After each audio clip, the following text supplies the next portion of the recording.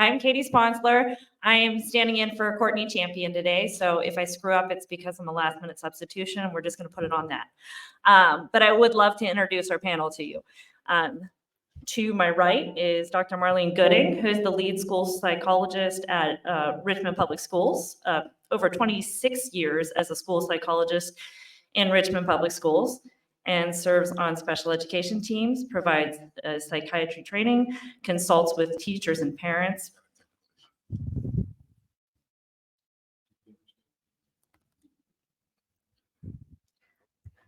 And provides individual and group counseling to students. She serves on the School Health Advisory Board and the Metropolitan Educational Research Consortium through VCU, offers leadership with professional development, and also serves as a youth department chairperson at her church. To my left is Pastor Ralph Hodge, who is the senior pastor of Second Baptist Church in South Richmond for over 20 years, math interventionalist at Henrico County Public Schools since 1999. He is a native of Washington, D.C., and a graduate of Howard University and Virginia Union University, and a community gun violence intervention advocate. And finally, all the way to the end here is Deirdre McAfee, has taught at every level from elementary through grad school and adult. She's taught in private and public schools, and here, including the Governor's School in Richmond, the IB program at the Base School in Henrico High School, and she is also a published prize-winning writer whose book, Lock and Load, Armed Fiction, is no doubt soon to be banned. She has years of teaching and learning to inform her perspective on students and schools. So I'm going to launch right into it because this is a huge topic, obviously. It's something that we have used to push policy. It is also something that we've used to push the problem bigger. I come at this from a background of law enforcement and military, as well as a gun violence survivor. So I work a lot on the policy side and look at how things like safe storage laws and things we've been advocating for years in the Commonwealth, like a red flag law, can help impact community gun violence programs. But how we address it in schools and what we're going to focus on today is more on that side of it. So please know that while policy is incredibly important, we want to talk about what we can actually do within our schools and within our communities to help this direct, the way that gun violence directly impacts our students every day. So I'm going to start with our first question that we've developed, which is that firearms are the leading cause of death for both American children and teens. And how are we seeking to center school communities in addressing this epidemic?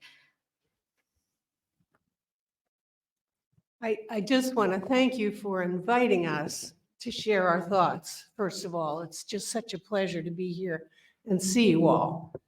I'm a teacher and a writer because human nature and literature fascinate me. Reading and writing deepen our nature.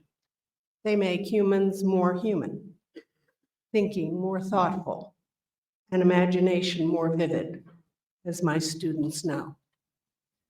Journals were my special care as a teacher. They were the most basic communication, the most basic connection, where students taught and I learned. They were confidential, as I told them, unless you're going to harm yourself or somebody else. Okay, sometimes what the journal said meant there needed to be counseling and help. But most of the time, what the journal said was, it's really hard to be a kid in school, and you know it. When gun violence began rising some years ago, Americans didn't think about it, but readers and writers did. Lock and Load, Armed Fiction, a collection of great American stories with guns in them, was my response.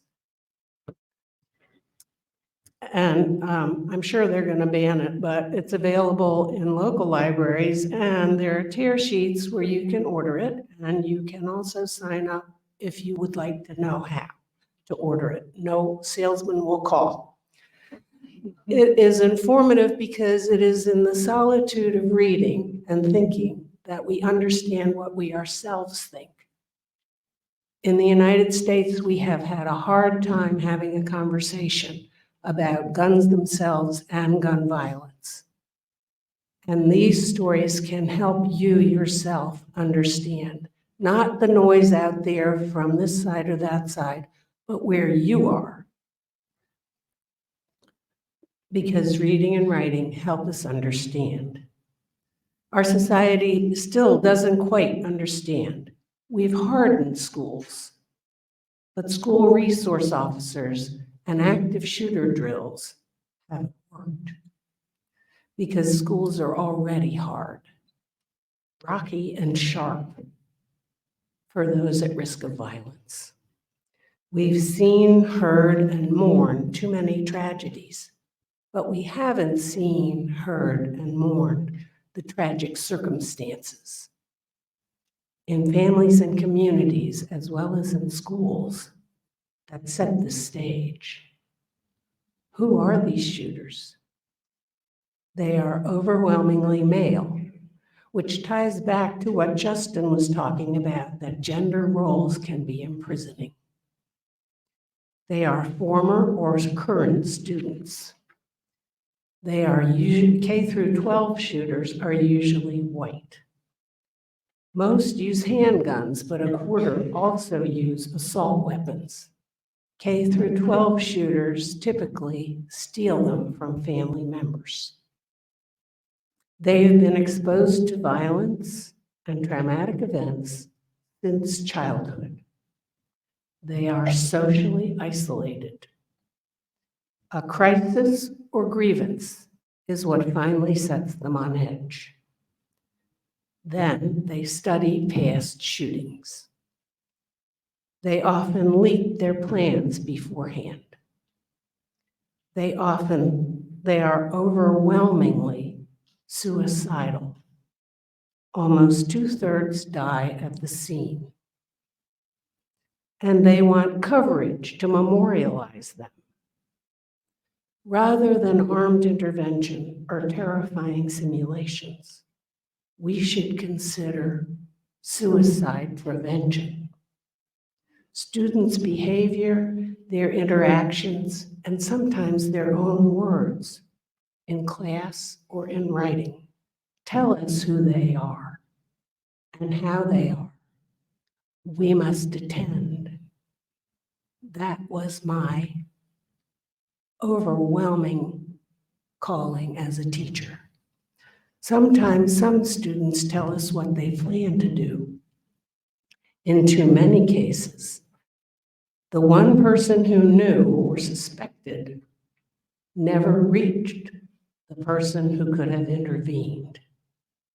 Rather than hardening schools, maybe we should soften them. Support students and families with mediation and counseling. Foster community activities and programs in the schools. Offer violence intervention programs. Troubled students get into trouble because they can't cope, because they may have underlying mental health challenges, and because their lives outside school are difficult or impossible. Besides other measures, one key preventive is basic and costs nothing: improving school climate. A school whose adults know and care about all students. A school which says out loud, we respect each other here, and we're good to each other here, and acts on those words. A school which challenges students to outdo each other in kindness might well turn out to be the best kind of school to disarm active shooters. Thank you, and I'm going to send this on now to Dr. Gooding, who will talk more about these programs.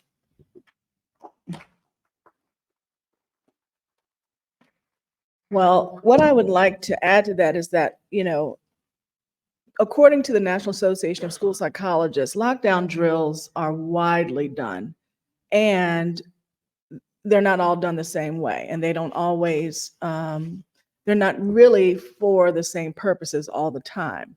However, what research is showing is that they really have been ineffective. They've really been measures to evoke fear, and a lot of the students come away with anxiety, and they have other types of depression associated with that.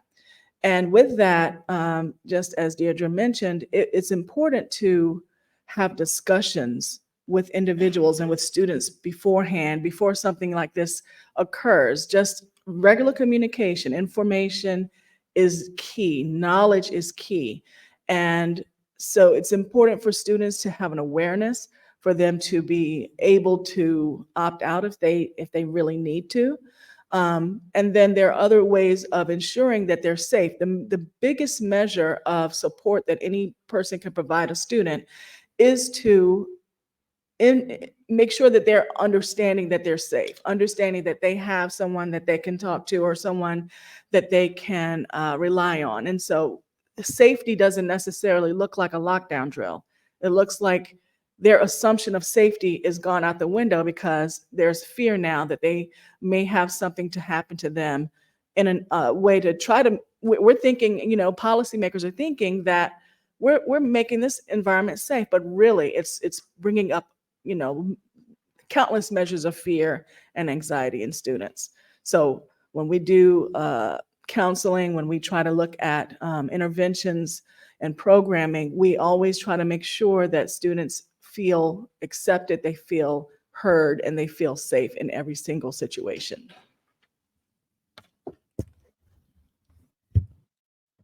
Thank you both so much.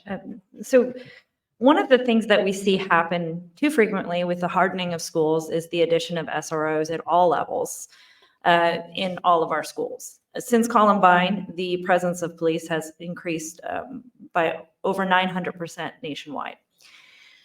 In that instance, we have not actually seen a school resource officer prevent a singular shooting. But what we have seen is a huge increase of young people referred to the police for infractions that would have been handled within a school disciplinary setting previously. So I'm going to ask Pastor Hodge, if you can talk to me about the school to prison pipeline and how we can collaborate with families to help prevent that happening within our communities, because we've seen it largely. Henrico, Chesterfield, Richmond all have disproportionate referrals for children, for Black children, for children with disabilities in particular. I think the same thing you see in the community, you'll see in schools. If you over police a community, you'll see higher arrests for things that normally you wouldn't see arrests for. So if you over police a school, you're going to see the exact same things. And if you have administrators and teachers that aren't necessarily culturally competent to certain things, they'll see things as issues to refer to the office that in other schools you may not see that. I had the unique privilege of in my own life. I live in Eastern Henrico, so I had 4 sons, and because of the way they do magnet schools and those different kind of things, I had 2 of my sons were at Verona High School, and one of my sons was at Deep Run High School. We all live in the same house, but that's just how it worked. So I literally had kids on one end of the county, all right, at the same time. And it was interesting to see how the schools handled discipline problems. Neither one, not much of it in them, but I saw how they handled it at different approaches. And it was interesting that in the eastern part of Henrico County, it was way more restrictive, way more draconian on how they treated students, versus my son who was at Deep Run. He pretty much had to run of the school. I'm not saying anything wrong with Deep Run, but it was a much freer environment. The way the staff spoke to young people seemed kind of more lackadaisical and laissez-faire, versus at Verona was very rigid and and saw the same thing. And so it's, you had, it was a lot more hands-on. So, but what you saw was the over-policing. If you over-police, a school, you're going to get the same thing you see in over-policed communities. Just an overabundance of what's called punishments for things that typically aren't very punishable, and then a higher level of punishment for things that oftentimes in schools are not giving the same level. And so you see it. So what we see in the community, if you over police a community, you don't deter crime. You don't stop, when I'm going to talk about later, violent crime at all, which so it's interesting. So over policing, that's kind of more enforcement versus deterrence.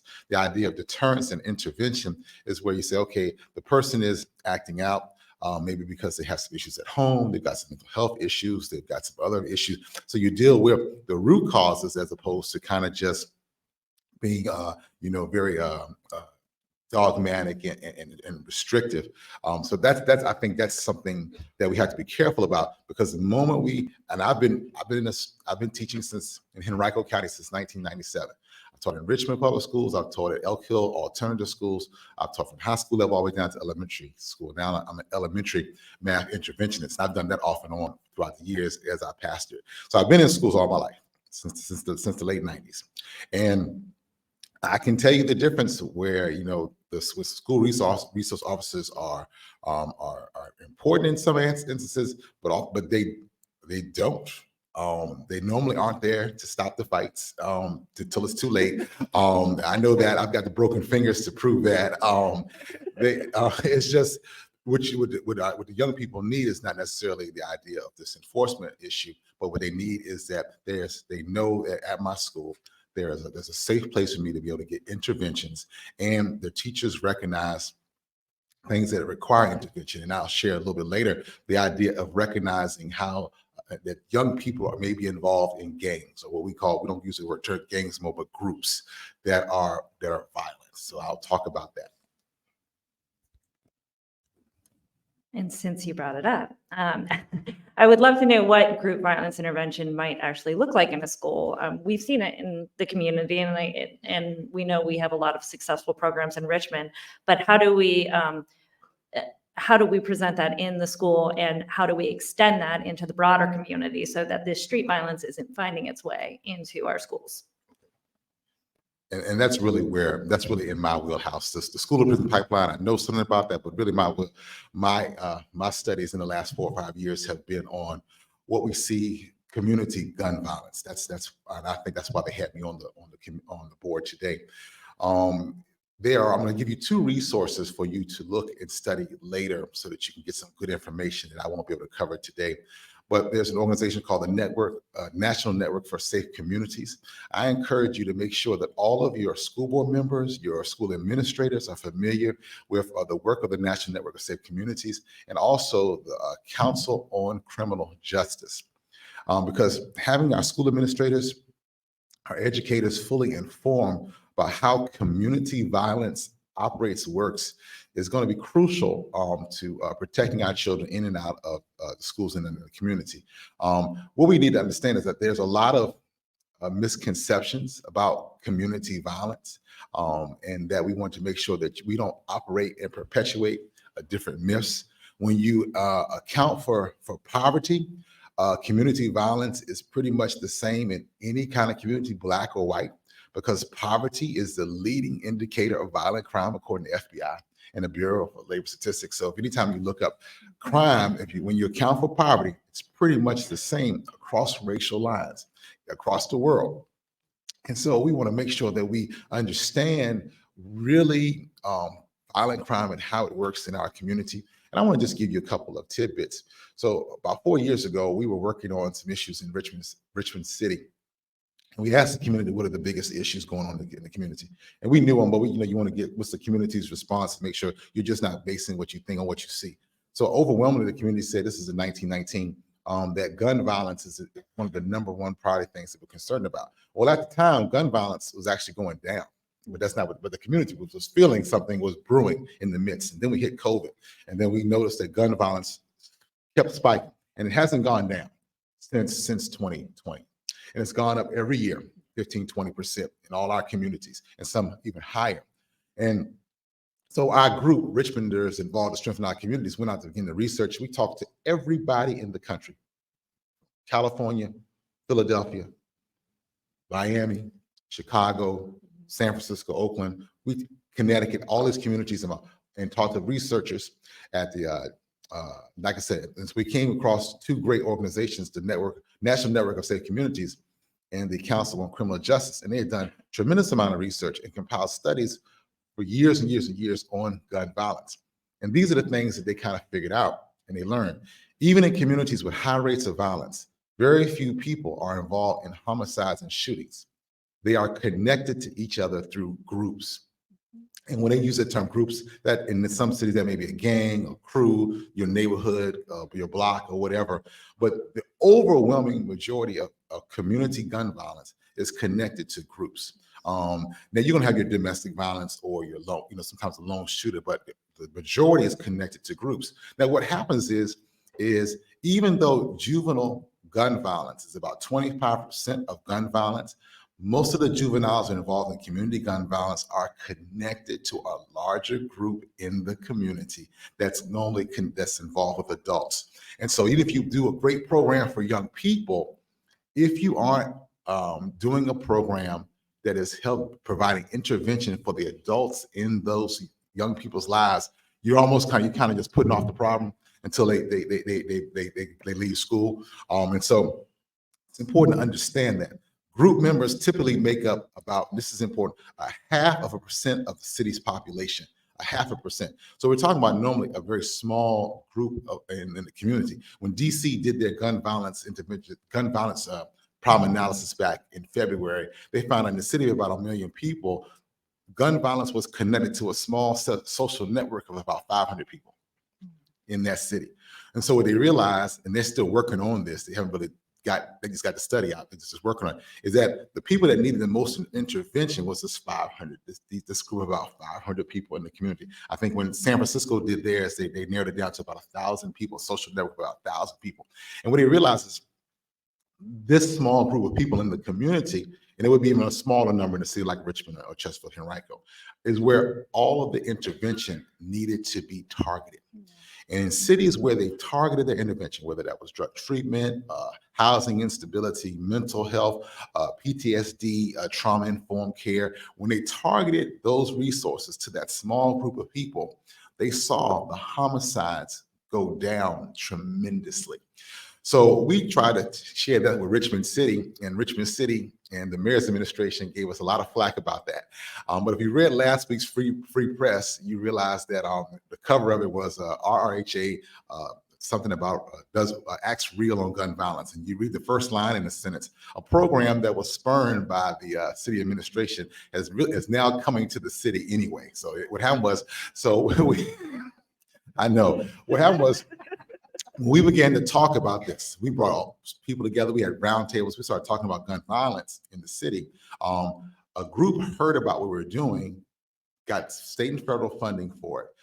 Hopewell heard about them getting that and decided to do it. And this year's, right now, Hopewell's homicides are down almost 80%. In just a short time, they've implemented what we call group violence intervention. So when you go to the National Network of Safe Communities website, I want you to look up group violence intervention. When you go to the website for the Council on Criminal Justice, you want to go to their bulletins, and they talk about gun violence and various intervention strategies. Now notice they don't talk about enforcement, over policing. They talk about intervention strategies. And so intervention strategies work in the community. They also work in the school system. So in the schools, we need intervention strategies. What are the things that normally get associated with kids that are connected to high violence? What do they need? And this really works for everyone. A lot of times it's mental health. Do we have the mental health services that we need for our young people? Are we identifying gangs? When was the last time you heard on the news they said we have a gang problem in Richmond and Henrico and Chesterfield? When was the last time you heard that? With a huge group violence problem in Richmond, in Henrico and Chesterfield, because violence in the groups that are operating in Richmond, are connected to Chesterfield. The folk in Chesterfield are connected to Henrico. I know this because I go to the funerals. I've been a pastor 20 years. I've done it. right? I can see the kids that get shot in Chesterfield. They'll have the funeral in Richmond, and everybody's in red. Everybody's in blue, or they're told to pick color.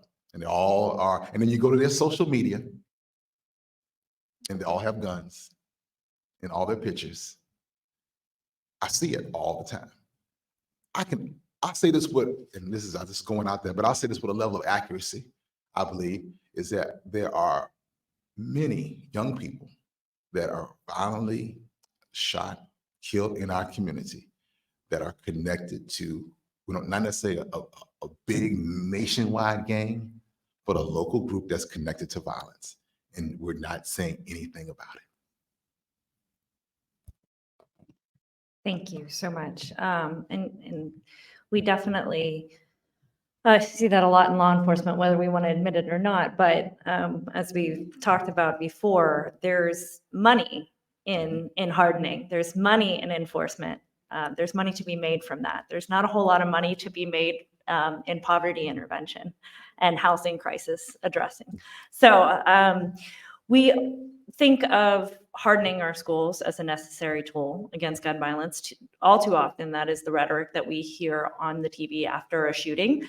But what can schools do? What concrete steps can we take, especially from a social emotional learning perspective, and recognizing that our isolation and the isolation of youth has been confounded by COVID to prevent gun violence in our schools? And I'm going to hand this one over to Dr. Gooding, since that's exactly what you do.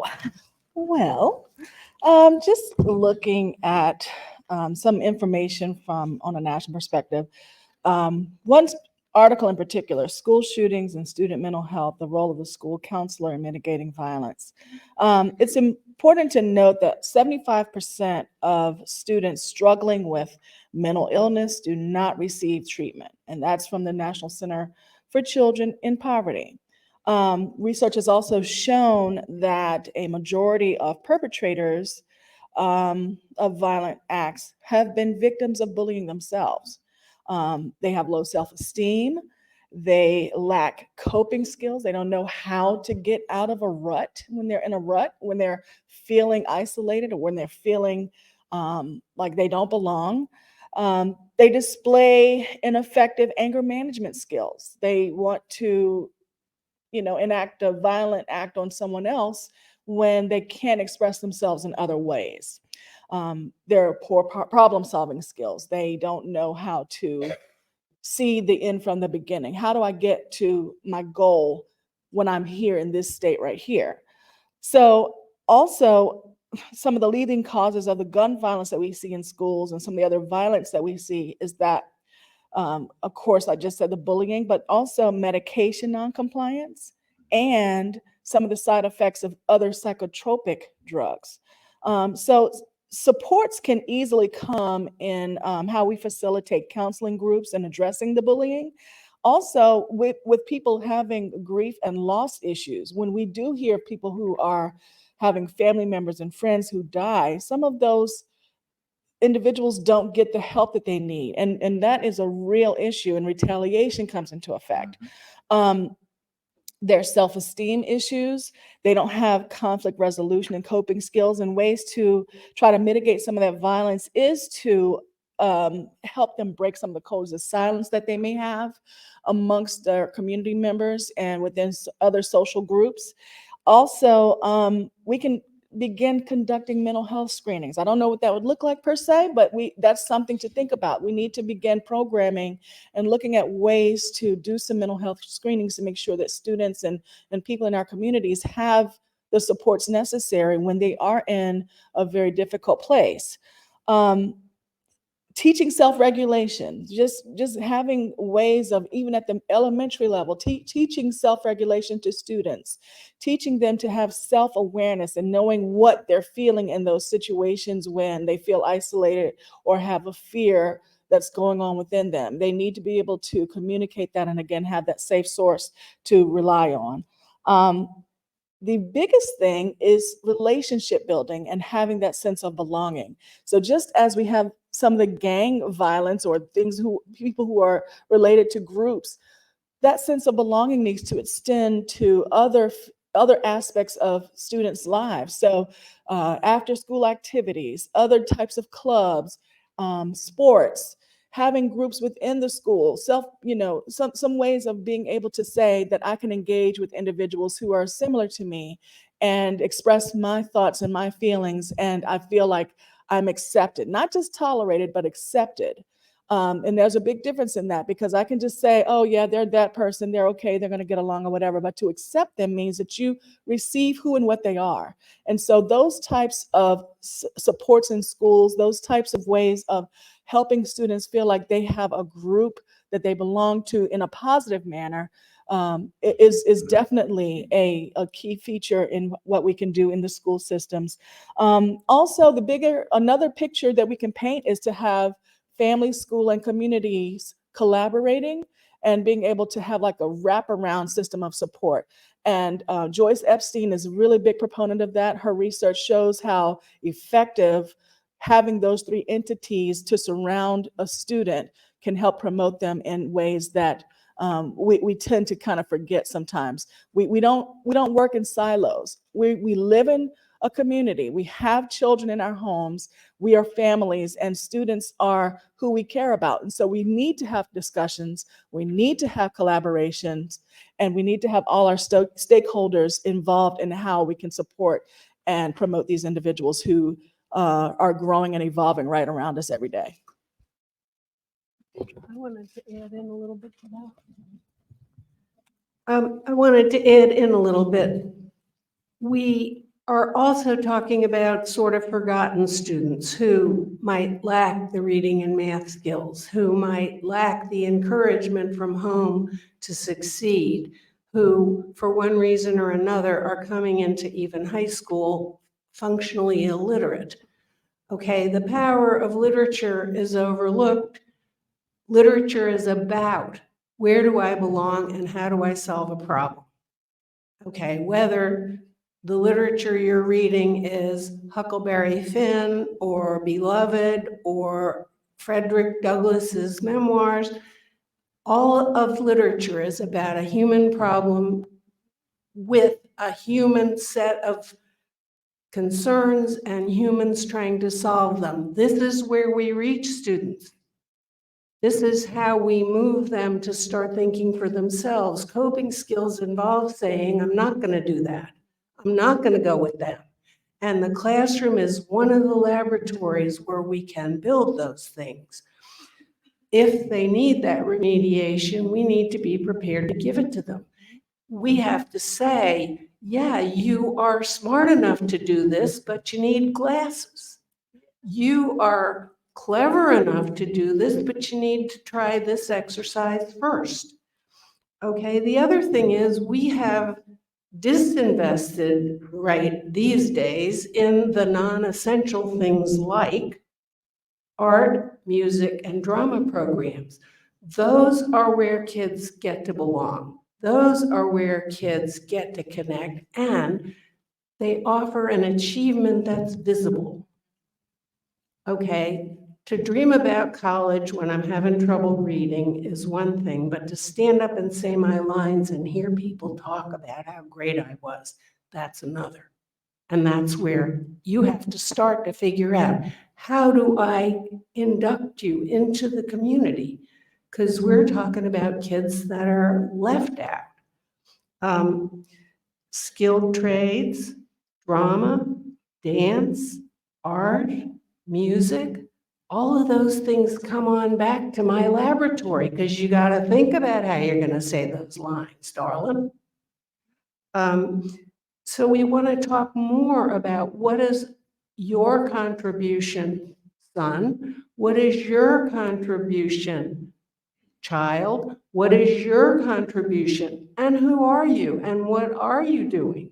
I say son because it is males at risk at this moment. And the other thing is, we have to, or we want to, make them all belong. And we haven't been doing that. Hardening a school is hardening a life. So I'll hand it off. Yep, go ahead. I also wanted to add, I know Pastor Hodge brought up how COVID came into play. And we've seen, of course, statistically how mental health issues have arisen because of that isolationistic perspective that we all had to endure. In addition to that, we all kind of have had a surge of social media. The social media features that we've experienced over COVID, we've connected in various ways that way, but still that humanistic perspective, it goes back to engagement and in person-to-person relationship. And I just wanted to make sure we understood that with COVID happening, it opened our eyes to a lot of things. But one of the biggest things that I think that we overlook is the fact that when we look at a social perspective, a humanistic perspective, technology is wonderful. However, it's nothing like that human contact, that engagement, that one-on-one idea of being able to speak to someone, communicate with them face to face.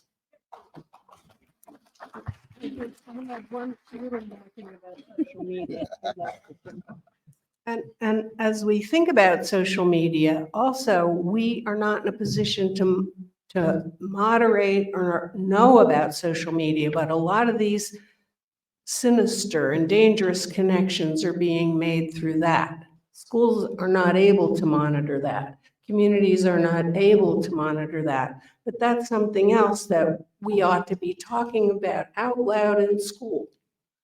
They bully you on social media, it's possible. They make you act in ways you might not otherwise act because, as we all know, kids do what other kids do, and they follow what other kids follow. So that's one piece of it. And I wanted to tie in a little bit to the previous panel when we talk about parents' rights. You must understand public education, the purpose of public education is to educate members of the public. Okay, if I'm a teacher and a parent doesn't want me to teach a book, and that has happened to me. I was teaching Beloved long ago, and one father, he didn't want that. He had the right, and he has the right now, to come and talk to that teacher and say, I want you to substitute something else. You don't have to go to the school board. You don't have to go into the library and rip out the books. You have to take your courage in your two hands and talk to the teacher and say, I want something else. Even though probably you didn't read the book you're objecting to, by the way.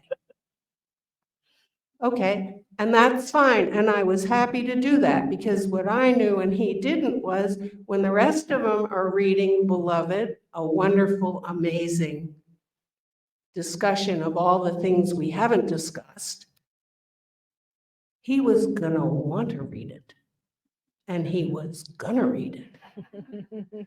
Okay, but I wasn't gonna teach it to him. But that's where the parents' rights end, because every parent is part of the public, and every parent finances education. Your rights end with your child, and you don't even have rights over everything about that child. So I just want to make that point and let you stand strong knowing that. This is a kind of bullying itself, that the teachers don't know what they're doing, and the administrators don't know what they're doing, okay? And the reason that's going on is because we are quietly trying to help these kids along. And it was a hard enough job 30 years ago, and 20 years ago, and 10 years ago, before they all had phones and talked to each other all the time. So that's all I have to say about that. But remember, they don't have all those rights they want to have. So.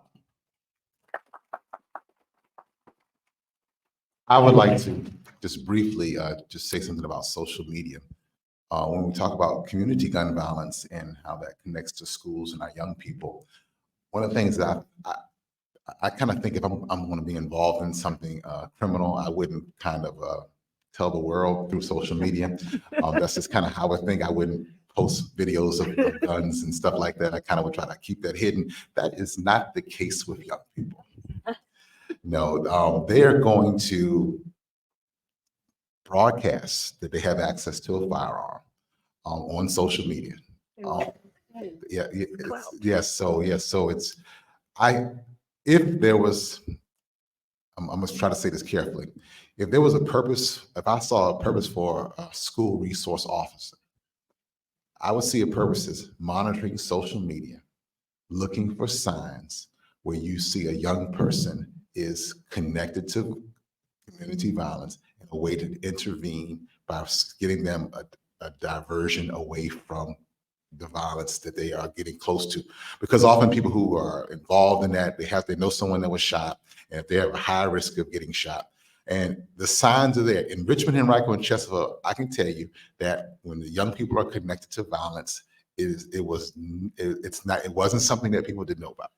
It's out there, and they don't have their pages aren't private, they're public. They can see it. There's the guns. There's the groups they're connected to.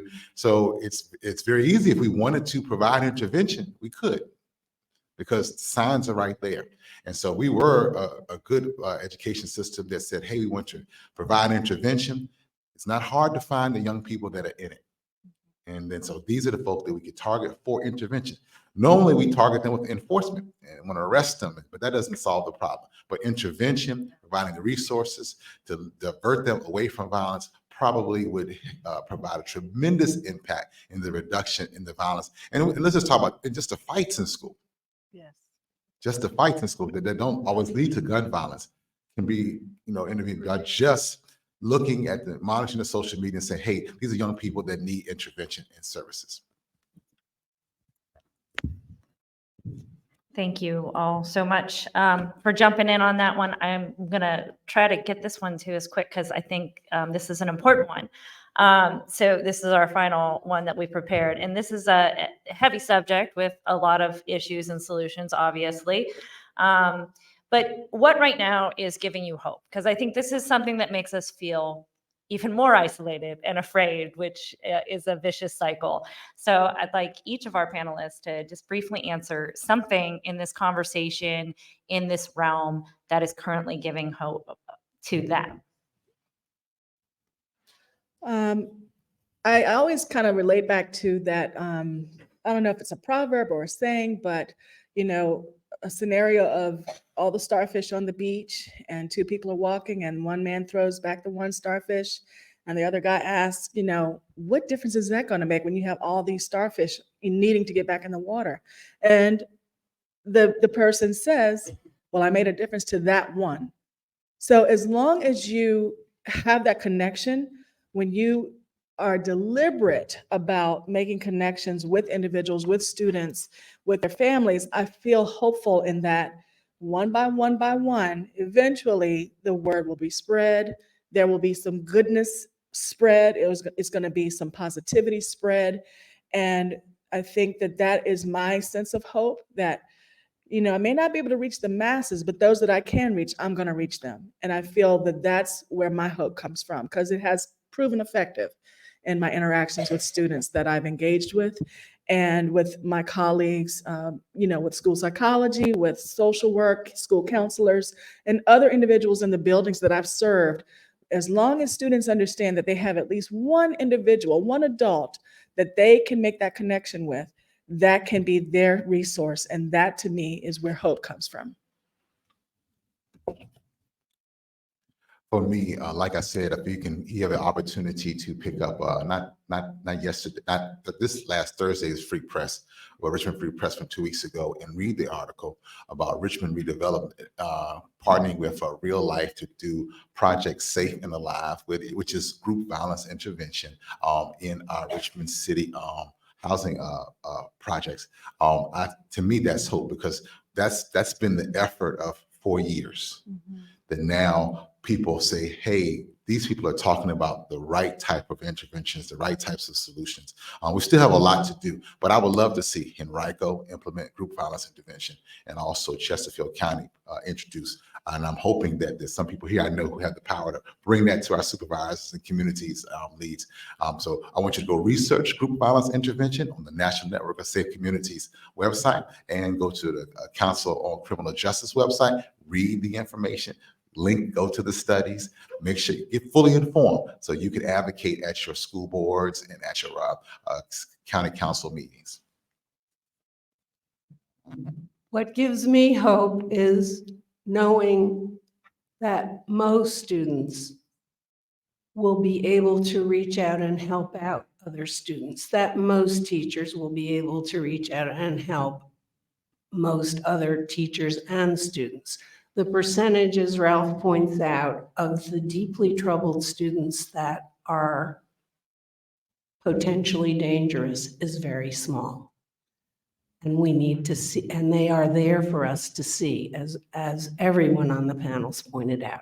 The other thing that gives me great hope is meetings like this, because people are paying attention, because this is not happening in a vacuum, because despite the noise and the fuss and feathers, people do hope to improve things, and that is the best thing we have. And since we actually do have a minute or two, I'm going to go ahead and answer this one as well. Little moderator privilege. That's why I called it. I don't want to leave this discussion without saying that one of the things that gives me the most hope is our youth. We are looking at our youth as the shooters in this conversation too frequently. They are also the survivors, and they are the ones that are standing up. They're the ones that are paying that price of advocacy. They're the ones that are moving the dialogue forward.